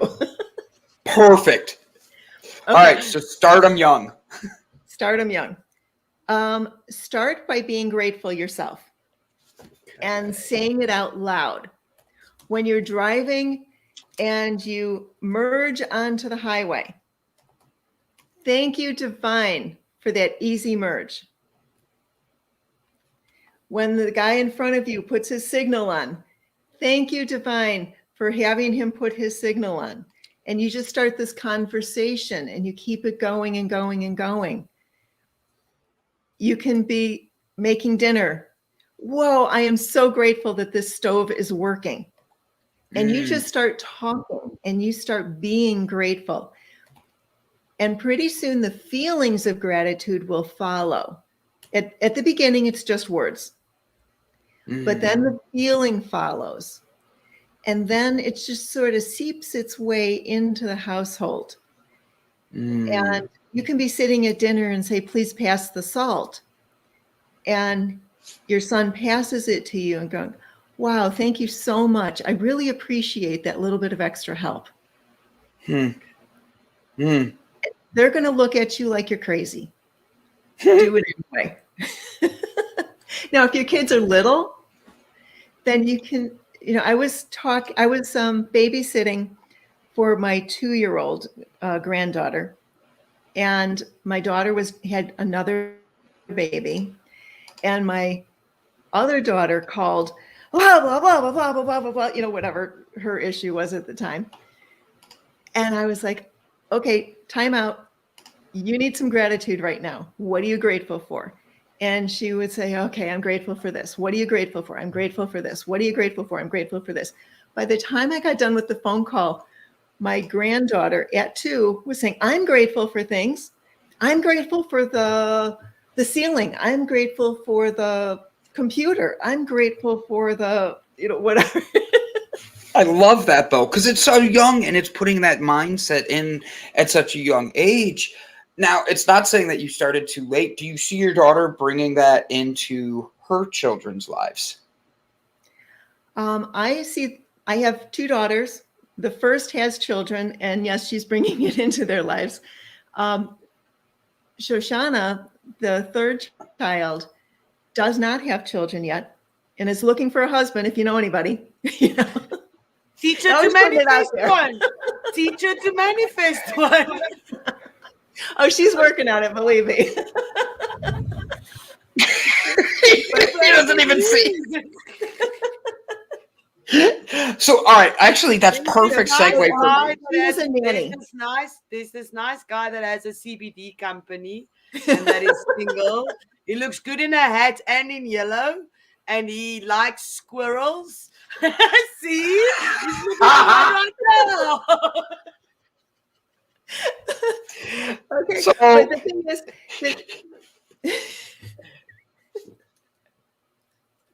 go ahead, Judith. I'm sorry. I have a question. Okay, so I'm going to have fun with this one. Here we go. So, dear future lover, bring your future boyfriend to life. And my favorite part of your bio on this is that your book boyfriend, how you can manifest your book boyfriend. So I read this and I hear this. I don't really want to manifest my book boyfriend. I don't really want to manifest. I don't know where to go with that one, but I'd like to manifest my partner that balances me, that I don't want to say completes, because I have to complete myself. How do I manifest your daughter? That's just for the joke. Someone that compliments you. Okay. Yes. Now that I got to put my hand over my face with like shame that I made that joke. Judith, for real, how do I get to have my manifestation of the perfect significant other, or Elsa's significant other? There are many, many ways to do it. This book was my journey of how I manifested my current husband. And I did it through journaling. I actually saw just an article somewhere that talked about journaling your future. I'm like, okay, I'll try that. So I pulled out a journal and I started writing letters to him as if he was already here. I only do that because my dad. Go ahead. I'm so sorry. Go ahead. I gave this tip to my dad, and I didn't even know you yet. I was reading your bio. Maybe you just spoke through it, but like, my mom is on a vacation with her aunt right now, or my great aunt, and my dad's at home alone while I'm traveling for work.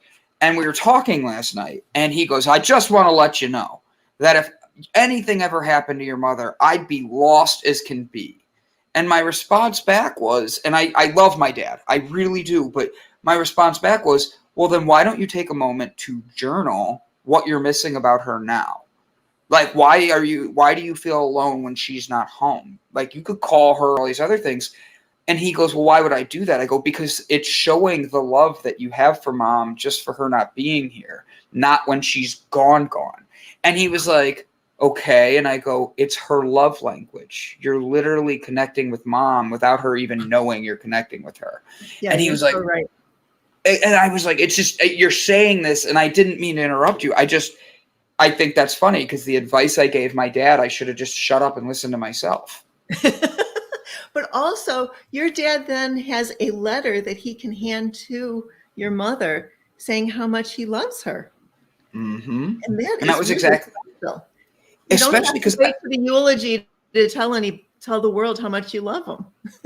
that is almost verbatim what I said to him, because I was like, we've had 2 recent passings in my family. So it was a way of saying, like, Dad, that feeling of aloneness, that's mom filling you. That's mom's energy that keeps you going. That writing these down for her shows her your appreciation, your respect, your love, and where she is. Doing that when she's alive shows her how much difference it is for you and her and what she's meant to you. Yeah. And I just said, take 10 minutes. Instead of turning on the stupid TV or looking at TikTok, I swear to God, my dad is the biggest TikTokaholic. And I'm like, following me. I shouldn't tell him that, he will.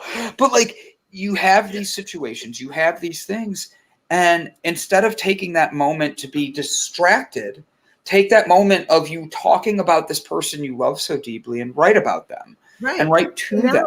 With this journaling that you're doing for your future, you're writing about it ahead of time. Mm-hmm. And be careful, because what you write about is what you're going to get. And it's not always in the way that you think it's going to turn out. In one of the letters, I said, I don't know if you're into politics, but I'm not. It's just not my thing. And it was just an offhand comment. Politics are my current husband's soap opera. He loves it. And it's on all the time. And I'm like, oh. You start disconnecting the Wi-Fi. Who is so incredibly kind. And I set out and I told the universe, my next husband's going to be a chiropractor. Guess what? My husband is a chiropractor. And I call him my naked chiropractor because I can wake him up at 2 and 3 in the morning and say, crack your back, lady. I've got really bad headache. Can you do anything? And he will get up and he will adjust me. Really? He is so kind. At 2 in the morning? Oh, yeah. He cracked the back. Yeah. So, I have to be honest, he is a saint for that. Like, if you wake me up at 2 in the morning, the way your back's getting cracked is me pushing you off the bed. I mean, well, you're going to need a chiropractor after that. At 7. He can fall back asleep. Now, as part of my wedding vows, he actually put in the wedding vows that he will not wake me. Because I'm much like you, Brandon. Oh, yeah. Unless there's blood, don't wake me. And it has to be a good amount of blood. Like, we're going to the hospital amount of blood. Yeah. Like, for the potential for a really lot of blood. You know? Yes, exactly. See, Judith and I get each other. We're in this. Yeah. But if I wake up in the middle of the night, most of the time I'm not going to wake him because I have a headache. I'm going to go downstairs and I'm going to do my melting, or I might take some aspirin. I might get something to eat. I might do some stretching, whatever. I might even just sit and read a book and I'll go back to bed. So I'm not going to wake him up for that. But if the headache is really bad, I'm going to wake him up. Yeah. And luckily, I'm not getting the daily headaches anymore. So that is so nice. Like this morning, I woke up and I was feeling great. And I did some preparation for my workshop that's coming up next Wednesday. Let me tell you about that as soon as I'm done. But I was doing some prep for that. And then my husband woke up and I jumped into bed and I'm like, hey, how's your day going? My day's great. I'm going to be on Java Delight. And I'm like, woohoo, And then I had this random thought go through my head. I was told that bananas would give me a headache, and I had a banana yesterday, but I didn't get the headache. So where's the headache? Boom, there it was. And I went, wait a minute. You give it to yourself. No. If I thought this headache in, I can think it out. And so Get I out! stopped. It's exactly what I did. My meditation was, no, this is not going to work for me. And I am going to feel good no matter what I eat. And I'm going to be healthy and my body's going to feel great. And da da da da. And then I melted into that. And then I used the hand balancing and 20 minutes later, no headache. Really? That's amazing. Yeah. All right. Tell us what about your, you mentioned it. You said you were going to talk about it right after it. Oh, The workshop. Thank you. Yeah, I've got a workshop coming up. It's possible because most people don't even realize that whatever they want to create is possible. Even if it's that 15 minutes that you want to have to yourself, like without the kids hanging on you, it is possible to have that. If you want a singing career, it's possible. You know, some people might have to put more work into it than others, but it's possible. If every possibility exists, it just depends on which ones are you choosing. So the workshop is going to help you with the process. It's a 4-step process, and it's really easy to learn. The hardest thing is to remember to do it. Super, super easy. Oh, just put my website up. Oh, I was trying to put your Facebook page so people could follow you really quick. Just a link so people could follow you. Sorry about that. But here's the really cool part. Right now, we are in the middle of a 48-hour flash sale. There are very limited seats available for this workshop because I want to keep it small and intimate. I don't want, 100,000 people. Small and intimate. And I am offering a free coaching session when you purchase the workshop. Now, here's the really crazy part. The coaching sessions are normally $225. The workshop is $149. So for less money than the coaching, you get the workshop and the coaching. So to find that, you go to yeswithjoy.com/build-your-workshop/. Boom. And then yes with your joy. And then / yes with joy. I'm sorry, yes with joy. I wrote it right in the one thing, but not the other. And then tell us that again. And I'm typing it all out so that way I can have it be a click link for everybody. Okay, yeswith joy.com/build-your-workshop/. Now, the free coaching applies to whoever gets into the class, and then you'll give your email. And if you don't make the class, I'll let you know when the next one is. Perfect. Guys, go sign up. What a value, too. That is really awesome. You're actually saving. If you sign up for the workshop, you're going to get the workshop and a class, a free coaching session. That's usually a $225 value, Judith just said. So guys, go sign up, save some money, but being able to find that joy in your life, that positivity that's deep down inside all of us. Now, Judith, I hope you're ready. This is the fun part of the show, okay?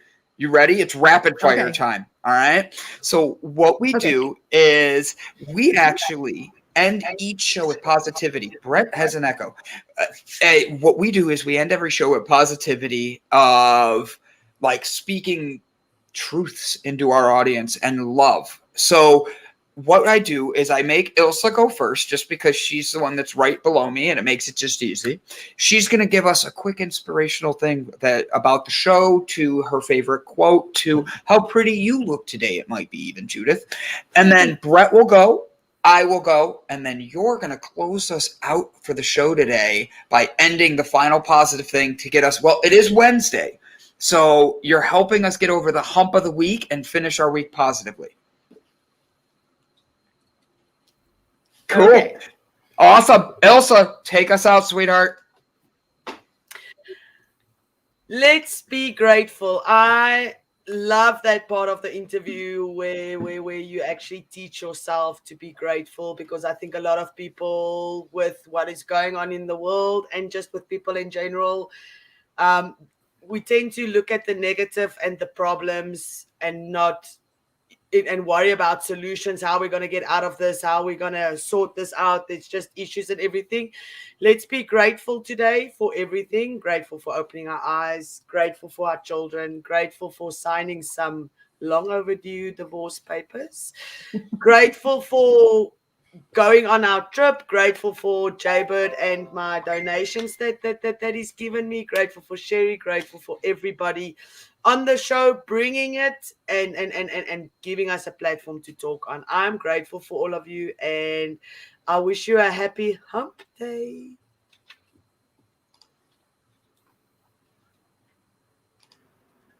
Okay, so I'll go back to kind of what we were talking about earlier, where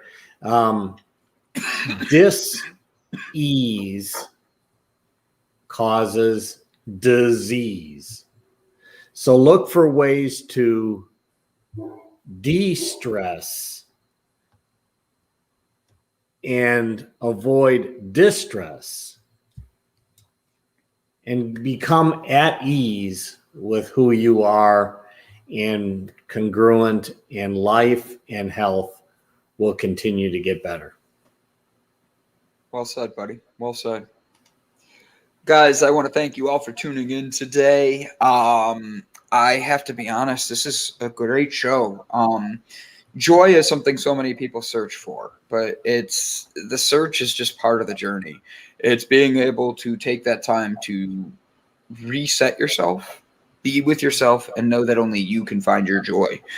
Judith comes in and teaches us that today in many ways. And with her workshop that's coming up, don't waste your time. Go sign up, because that's an investment in yourself. That's a form of self-love. And it's a form of being able to know that you're putting your best foot forwards for you. For today's episode, I want to thank everybody who joined and everybody that's joining our community and being such a huge part of it. Without you guys, this is just Ilsa and I sitting here having a conversation and making fun of Brett, and we don't need to do that. At the end of this all, guys, connect with Judith, because the only one that's going to be able to bring you the biggest happiest in life is yourself. So learn who you are and connect with those who build up the ones around you. Judith, thank you for being on today. Take us out. All righty. Thank you so much for the opportunity. And it was wonderful talking with you. Everybody who has been listening has been focusing their attention on what it is that they hope to have. If it was from Cootie or myself, or even Brand or Ilsa, you're focusing forward. And you're focusing on what it is you would like. You're not focusing on the problems that you had before. So keep focusing on what it is that you would like, what it is that you would like to have in your life, the experiences, the feelings. Where you focus is what you get. Judith, amazing. Thank you for being a part of our cafe today. You truly brought the energy. You brought the spark to get us over the hump of the day. I actually am very intrigued and will be looking into your book about manifesting my future partner. And if it's your daughter, congratulations. At least you met me already. Well, she did say that he's just going to show up. Now, wait, what state are you in? I'm in Texas right now. What state are you in? Right now, Illinois. Oh, I have to go back up.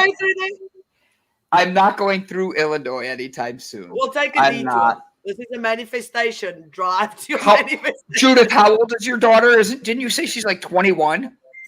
32. I'm 38. That's perfect age. See? Perfect. Oh. I own my own. Be so upset that you're setting her up on the show. She's gonna be like, Mom, You're gonna be like, just watch the last 4 minutes, okay? That's all you need to know. Tell me if he's cute. I'll send him an email to drive this way after he leaves Texas. Guys, what a great episode. Judith, you are welcome back to the Delight Cafe anytime. Please, guys, go subscribe, go love on Judith, and make the best of today, because you're the only ones that are going to. Make your day your best. All right? Thank you, guys. Have a great one. Love you. Love you. Oh, I love it. Love you. She did it.